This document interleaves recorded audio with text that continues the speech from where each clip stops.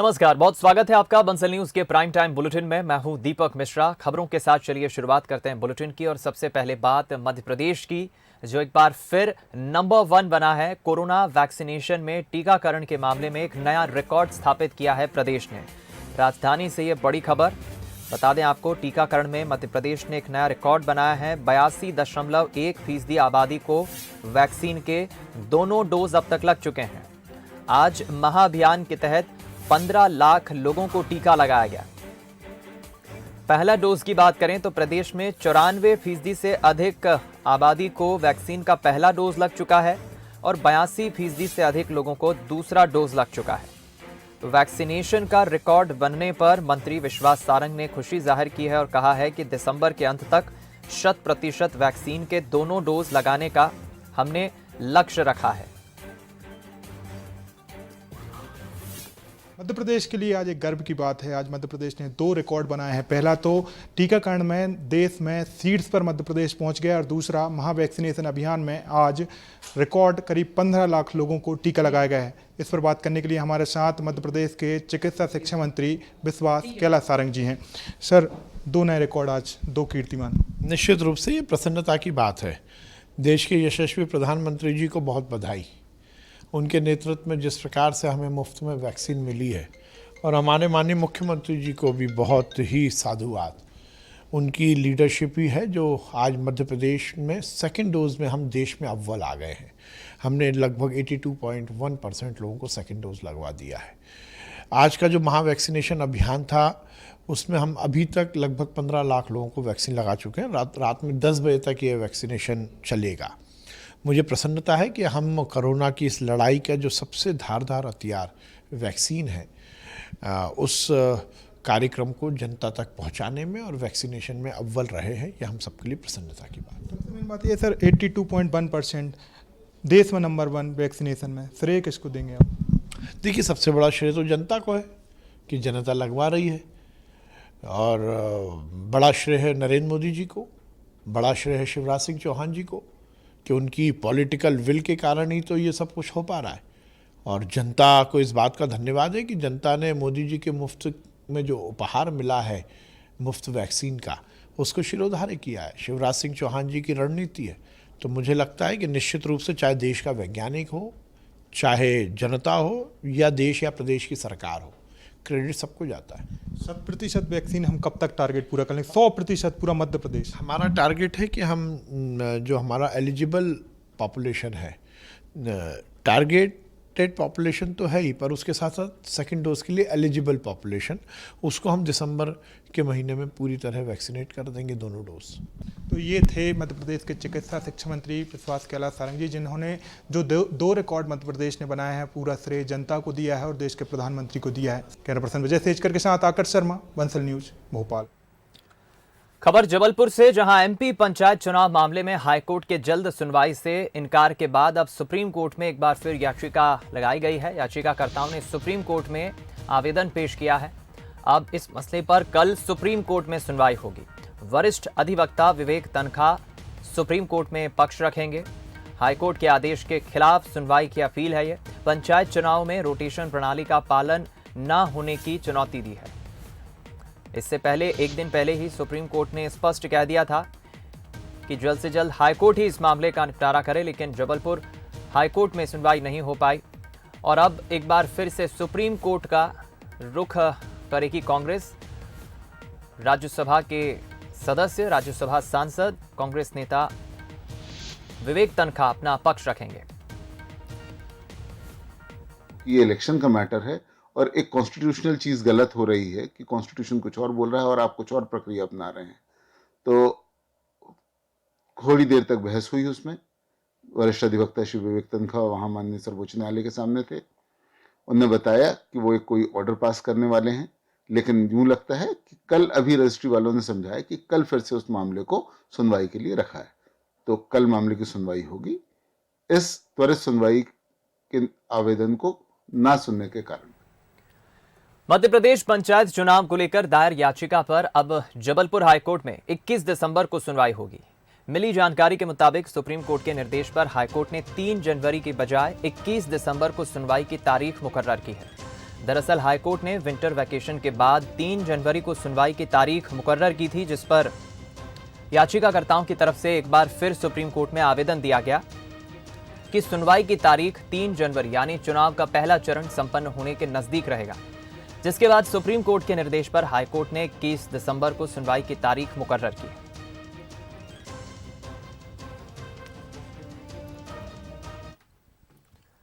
इधर पंचायत चुनाव को लेकर कांग्रेस ने अपनी पूरी ताकत झोंक दी है। इसी कड़ी में परासिया में पीसीसी चीफ कमलनाथ के नेतृत्व में विशाल रैली का आयोजन हुआ। इस दौरान कमलनाथ ने जनता को संबोधित करते हुए छिंदवाड़ा के विकास मॉडल की तारीफ की।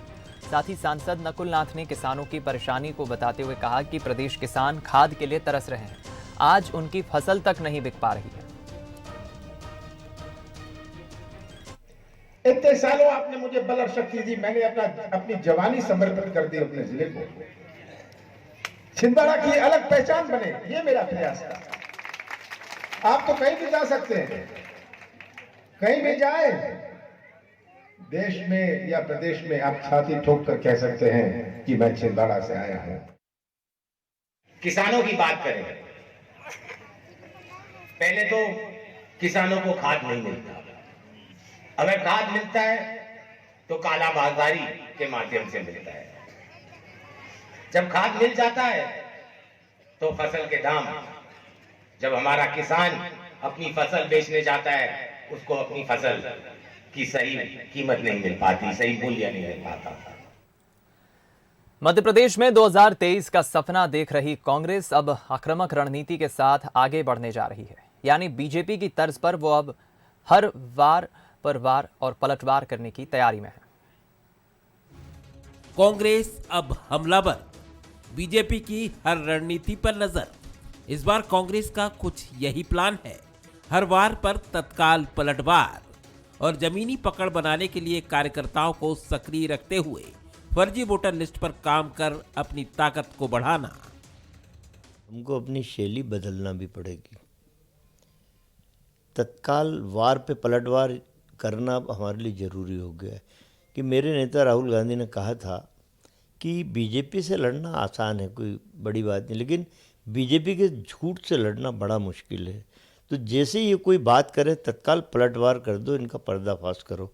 सबसे बड़ा बीजेपी जो करती है, ये पूरे मध्य प्रदेश में फेक वोटर बढ़वा लेती है। हर ज़िले में पिछली बार मैंने लगभग 8-9 हज़ार वोट मेरी विधानसभा में कम कराए थे, फेक वोटर थे। अभी एक पिटीशन मैंने इंदौर में लगवाई थी अपने साथियों से, 3 लाख वोटर फेक हैं वहाँ। हम लोग ऐसा नहीं है, हम लोग नज़र रख रहे हैं। ये जीतती थी बीजेपी छद्म वोटरों से, फेक वोटरों से। हर जिले में हमने लोग अलर्ट कर दिए। कांग्रेस की सक्रियता को बीजेपी भी गंभीरता से ले रही है और इसलिए अपने संगठन पर तो नजर है ही, लेकिन विपक्ष की हर रणनीति को नाकाम करने की भी तैयारी है। भारतीय जनता पार्टी कभी अपने प्रतिद्वंदी को, अपने विरोधी को कभी कमज़ोर हम कभी नहीं मानते। चाणक्य ने भी कहा है कि अपने प्रतिद्वंदी को कभी कमज़ोर मत मानिए। तो भारतीय जनता पार्टी कोई उनको देख करके काम नहीं करती। हमारा काम तो सकारात्मक दृष्टिकोण पर, हम पॉजिटिव एटीट्यूड के साथ बूथ मजबूतीकरण का अभियान, अपने कार्यकर्ताओं को ताकत देना और बूथ पर मजबूती के साथ खड़े होना। तो चुनाव है या कोई अभियान है, उसको सफल बनाने में भारतीय जनता पार्टी के कार्यकर्ता की महत्वपूर्ण भूमिका है। भारतीय जनता पार्टी बीडी शर्मा से नहीं चलती, कार्यकर्ताओं से चलती है। लेकिन कांग्रेस उनके जिनके नाम ले रहे हैं आप, उनसे चलती है। 2020 में अपनी बनी बनाई सरकार को गंवाने के बाद कांग्रेस ने सबक लिया है और पार्टी ये भी समझ रही है कि यदि वापसी करनी है तो बीजेपी की तर्ज पर ही काम करना होगा। कांग्रेस ये अच्छी तरह जानती है कि यदि 2023 की फतह पाना है तो भारतीय जनता पार्टी के तरह अपने संगठन को खड़ा करना होगा और इसीलिए हर मुद्दे पर हर जगह अपनी रणनीति बदलने की तैयारी में है, जो इस बार नजर भी आ रहा है। लेकिन जिस तरह से कांग्रेस के कदम बढ़ रहे हैं वो इस बात की तरफ भी इशारा कर रहा है कि 2023 का चुनाव बड़ा दिलचस्प होगा, यानी तू डाल तो मैं पात। अश्विनी के साथ मनोज सैनी, बंसली, भोपाल। इधर गुरुवार को हुई शिवराज कैबिनेट की अहम बैठक में कई अहम प्रस्तावों को मंजूरी मिली। आंदोलन में उपद्रव मचाने वालों के खिलाफ कार्रवाई की और सरकार ने एक और कदम आगे बढ़ा है। शिवराज कैबिनेट ने निजी लोक संपत्ति नुकसान और निवारण विधेयक को मंजूरी दी है। अब आंदोलन में नुकसान की भरपाई आंदोलनकारियों से होगी, जिसके लिए क्रिमिनल ट्रिब्यूनल का गठन होगा। इसके अलावा विधानसभा के शीतकालीन सत्र से पहले द्वितीय अनुपूरक बजट के वित्त विभाग के प्रस्ताव को मंजूरी मिली है। 10,000 करोड़ के द्वितीय अनुपूरक बजट को मंजूरी मिली है, जिसे अब विधानसभा में पेश किया जाएगा। साथ ही मध्य प्रदेश जल निगम के माध्यम से 6,117 गाँव में पानी सप्लाई के लिए 22 समूह योजनाओं की स्वीकृति दी गई है। बस डिपो और गुना सब डिपो को नीलामी करने की मंजूरी के साथ ही ओजस्विनी समूह को ग्रामीण आजीविका मिशन में विलय करने की भी मंजूरी दी गई और सहायक लोक अभियोजन अधिकारियों के 72 रिक्त पदों को भरने के लिए प्रस्ताव को मंजूरी दी गई है। मध्य प्रदेश लोक और निजी संपत्ति को नुकसान और निवारण नुकसानी की वसूली विधेयक 2021 को भी कैबिनेट ने पास किया है, जो अब विधानसभा को जाएगा। इसमें आंदोलनकारी और प्रदर्शनकारियों की वसूली हेतु दावा अधिकरण के गठन का प्रस्ताव है। इस विधेयक में मूल बात है कि जो लोग सांप्रदायिक दंगे करते हैं, हड़ताल, बंद, प्रदर्शन, जुलूस के दौरान निजी संपत्तियों को नुकसान पहुंचाते हैं या शासकीय संपत्ति को नुकसान पहुंचाते हैं, सहकारी संस्था कंपनियों की संपत्ति को नुकसान पहुंचाते हैं, स्थानीय निकाय की संपत्ति को नुकसान पहुंचाते हैं, इन सब की वसूली के लिए एक क्रिमिनल ट्रिब्यूनल का गठन होगा, जो सरकारी और निजी संपत्तियों के प्रतिकर के लिए करेगा। राशि इंफ्रास्ट्रक्चर पर हम 40% राशि पहले 6 माह में खर्च कर रहे हैं। 90% कैपिटल कामों पर, सड़क बांध पर हमने खर्चा कर रहे हैं। और ये वो बजट है जो कोरोना काल में जब चक्का जाम था, लॉकडाउन था, उसके बावजूद भी अच्छी नियत से अगर काम करे, सरकार आत्म बल से, आत्मचिंतन से, आत्ममंथन से चलाएं या धर्मात्मा राज करे तो परमात्मा भी मदद करते हैं। आज 22 समूह जल प्रदाय योजनाओं को 17 जिलों के अंदर स्वीकृति दी है। ये इतनी महत्वाकांक्षी योजना है जो प्रधानमंत्री जी और मुख्यमंत्री जी की है। इसमें 6,117 गांव जिनके घर घर में शुद्ध पेयजल पहुंचाया जाएगा टोटी से, वो दिन अब खत्म होने वाले हैं। कुएं के, हैंडपंप के और घरों के अंदर शुद्ध पेयजल, इससे शारीरिक स्वास्थ्य का लाभ होगा। अपडेट मिल रही है, बच्ची तक पहुंचने के लिए अब सुरंग बनाया जा रहा है। प्रशासन का ये दावा सामने आया है। प्रशासन की टीम कह रही है कि जल्द ही बच्ची को स्वस्थ निकालने में हम सफल होंगे। बच्ची किसी भी वक्त बाहर आ सकती है। करीब 6 घंटे से अधिक वक्त हो गया है बच्ची को सूखे बोरवेल में गिरे और बोरवेल के ठीक पास में एक समानांतर गड्ढा खोदा गया और उस गड्ढे को खोदने के बाद वहां से अब सुरंग बनाई जा रही है ताकि बच्ची तक पहुंचा जा सके। बच्ची अभी स्वस्थ है और प्रशासन की टीम का कहना है कि जल्द ही बच्ची को हम स्वस्थ निकाल लेंगे, बोरवेल से बाहर निकाल लेंगे। वहां पर युद्ध स्तर पर रेस्क्यू ऑपरेशन चल रहा है। ज्यादा जानकारी के लिए हम रुक करेंगे। संवाददाता सोनू हमारे साथ फोनलाइन पर जुड़ गए। सोनू, क्या जानकारी अभी? दीपक जी, बताना चाहूंगा कि जो खुदाई का काम है वह पूरा हो चुका है और सुरंग बनाने का काम निरंतर प्रशासन के द्वारा जारी है। जो सेना की टीम, एनडीआरएफ की टीम और प्रशासन पूरा लगा हुआ है और जल्द ही जो दिव्यांशी है, जो मासूम दिव्यांशी है, उसको बचा लिया जाएगा। और यहाँ जो ग्रामीण है वह बिल्कुल निरंतर उनके लिए दुआ कर रहे हैं। कितना वक्त मान के चले हम, कितना वक्त और लगेगा अभी? करीबन 15 से 20 मिनट बाद बच्ची सुरक्षित बाहर निकलने की उम्मीद। चलिए, आप नजरें बनाए रखिए। सोनू हमारे संवाददाता बता रहे हैं कि 15 से 20 मिनट और प्रशासन की टीम के मुताबिक उसके बाद बच्ची को स्वस्थ बाहर निकाल लिया जाएगा। सोनू, अगर बच्ची के स्वास्थ्य के बारे में कुछ अपडेट हो, बच्ची का स्वास्थ्य कैसा है, डॉक्टर्स का क्या कहना है? जो यहाँ पर एलईडी लगी है उसमें मूवमेंट दिखाई दे रहा है। निरंतर जो स्वास्थ्य विभाग के कर्मचारी हैं, जो एम्बुलेंस है वो यहाँ निरंतर खड़ी हुई है और स्वास्थ्य विभाग के जो डॉक्टर हैं यहाँ पर निगरानी बनाए हुए हैं। जो मूवमेंट में दिखाई दे रहा है, बच्ची बिल्कुल स्वस्थ। कितने फीट गहरा गड्ढा खोदा गया है? ये 15 फीट गहरा एक गड्ढा है जो खोदा गया है, पर सुरंग बनाने का एक कार्य है जो किया जा रहा है। जल्द ही बच्ची को सुरक्षित बाहर निकालने के लिए जो प्रशासन लगा हुआ है और उससे कामयाब भी होगा। अधिकारी कौन कौन देख रहे हैं आप वहां पर? यहाँ पर छतरपुर कलेक्टर है, छतरपुर एसपी है और नौगांव एसडीएम है, और जो यहाँ की जो क्षेत्रीय विधायक हैं वह भी यहाँ पर मौजूद है और निरंतर निगरानी पर आए हुए हैं। लोगों का क्या कहना है वहां पर सोनू? जो लोग हैं यहाँ वो निरंतर दुआएं कर रहे हैं। जो ग्रामीण क्षेत्रों के लोग हैं, करीबन यहाँ सैकड़ों की संख्या में जो ग्रामीण है यहाँ पर खड़े हुए हैं और निरंतर बच्ची के लिए, जो दिव्यांग की मासूम बच्ची है उसके लिए भगवान से दुआ करते हुए नजर आ रहे हैं कि वो बच्ची सुरक्षित बाहर निकले। कितनी मशीनें लगाई है वहाँ? यहाँ करीबन जेसीबी की 5 से 6 मशीनें निरंतर लगी हुई हैं।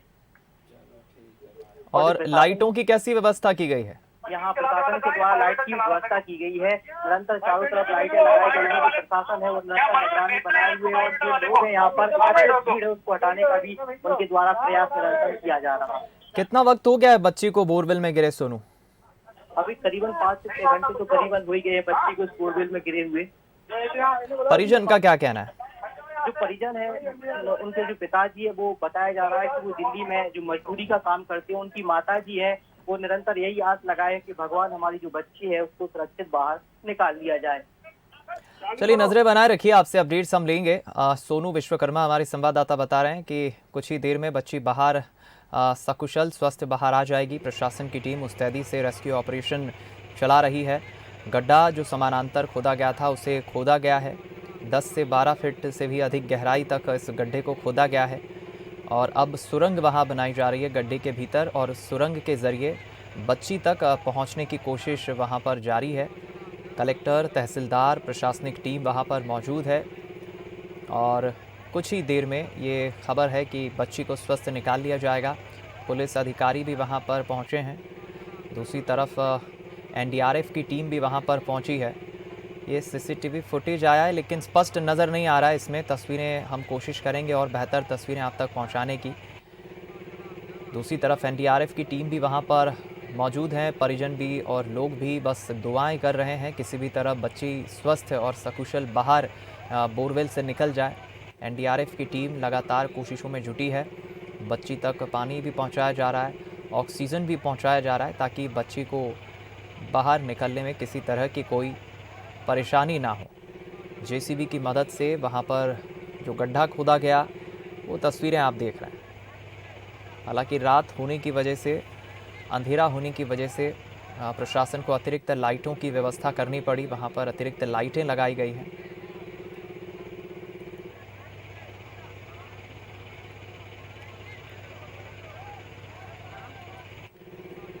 उम्मीद की जा रही है और ये देखिए फुटेज सामने आया है। बच्ची इसमें देखिए नज़र आ रही है। बच्ची का ऊपर का सर नज़र आ रहा है, उसके हाथ नज़र आ रहे हैं, कैसे सिकुड़ कर बैठी हुई है। डरी सहमी बच्ची नज़र आ रही है। बोरवेल के भीतर जो कैमरा लगाकर फुटेज निकालने की कोशिश की टीम ने, ये वो तस्वीरें सामने आई है। इसमें बच्ची नज़र आ रही है, बहुत छोटी सी मासूम सी बच्ची है और देखिए उसकी जो अवस्था है इस तस्वीर में जो नज़र आ रही है उससे प्रतीत होता है कि बच्ची कितना डरी हुई है, क्योंकि बच्ची हिल-डुल नहीं सकती, वहाँ पर जगह नहीं है रोटेट होने की, हिलने की। बच्ची जैसे तैसे वहाँ पर फंसी है और सिर्फ संघर्ष कर रही है कि किसी भी तरह उसको कोई उस तक मदद पहुँचे, उसे बोरवेल से कोई बाहर निकाले। बच्ची बहुत छोटी है, नासमझ है और उसकी ये तस्वीरें देखकर समझ आता है कि वो किस तरह डरी हुई है, सहमी हुई है। बहुत छोटी है, महज 1.5 साल उसकी उम्र बताई जा रही है। अब आप समझ सकते हैं कि 1.5 साल का बच्चा कितना छोटा होता है, उसमें कुछ समझ नहीं होती है।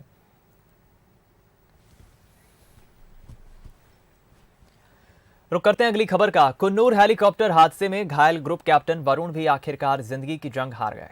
उनका पार्थिव देह दोपहर 2:15 बजे सेना के विशेष विमान से भोपाल पहुंचा। राजा भोज एयरपोर्ट के स्टेट हैंगर पर कैप्टन वरुण की पार्थिव देह को सेना के जवानों ने गार्ड ऑफ ऑनर दिया। इसके बाद सेना के अफसरों ने उन्हें श्रद्धांजलि दी। मंत्री विश्वास सारंग ने कैप्टन वरुण के पार्थिव देह पर पुष्प चक्र अर्पित कर उन्हें श्रद्धांजलि दी। इसी दौरान सीएम शिवराज ने शहीद जवान के पास पहुंचे, उन्हें श्रद्धांजलि देने के लिए उनके पार्थिव देह के पास पहुंचे। कैप्टन के सम्मान में सैन्य वाहन के पीछे पीछे शिवराज पैदल चलने लगे। उसके बाद बता दें आपको, सीएम ने कैप्टन वरुण सिंह के परिजन को 1 करोड़ रुपए सम्मान निधि देने की घोषणा की है।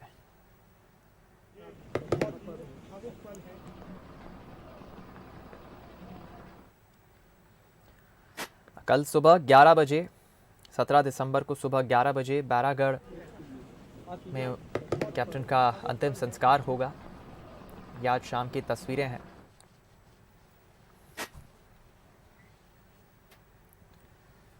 बुलेटिन में इतना ही, दीजिए इजाजत, नमस्कार।